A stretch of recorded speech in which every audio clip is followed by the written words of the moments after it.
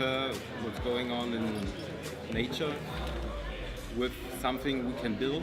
There's a large number of micro robots here, and so they are doing the decision together, they're making the decision together. Every robot can show its opinion by showing us this color.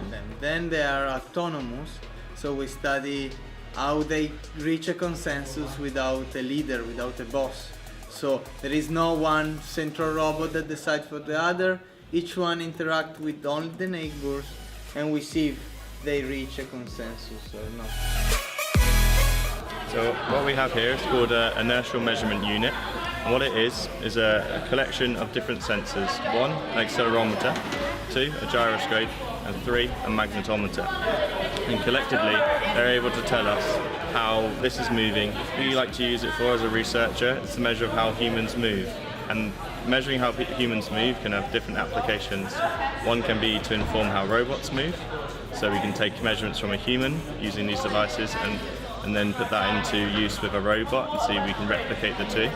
Another way is to see how well a human moves, and that has lots of uses. For example, it can be used to detect if someone moves differently to someone who's healthy, and does that difference indicate a disease? So when we know how the body moves, we also need to know when the muscles are active. And we see here that I've got, on my biceps I've got 2 electrodes, and on my tricep I've got 2 electrodes as well.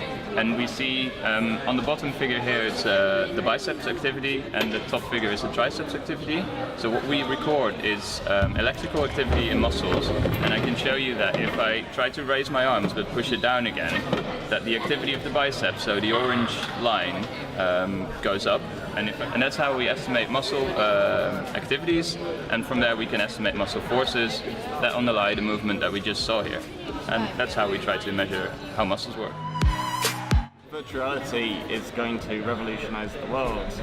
It gives you the ability to experience things that you wouldn't otherwise have the opportunity to, or indeed that would be absolutely impossible. I mean, without virtuality, there's no way you could be a bee and fly around.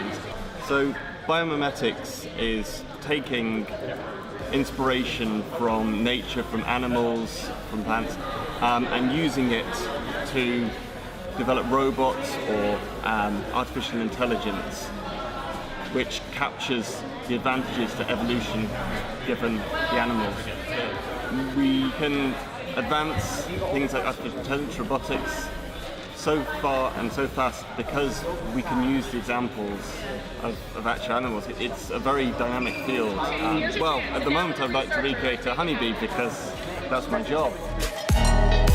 So I've always had an interest in flying. So I got a pilot's license when I was a kid. I came to realise that there wasn't going to be much of a job for pilots in the future because the technology was going to take over. Most airliners fly themselves, for example. A lot of the military now use drones. So I thought, well, where should I be working? It's pointless me going and being a pilot because that job's going to disappear. So I'll just design drones. Drones are now in the realm of toys. So if you want to get started and want to understand a bit about drones, just go down to the shops and buy one. You can buy one for £50, and if it interests you, you can maybe pursue it into more of an academic career as well. The Chinese are currently using them for crop dusting in fields and spraying fertilisers and pesticides and those sort of things, but it won't be long before we figure out the safety of doing it and start doing that over here. And then also delivering things.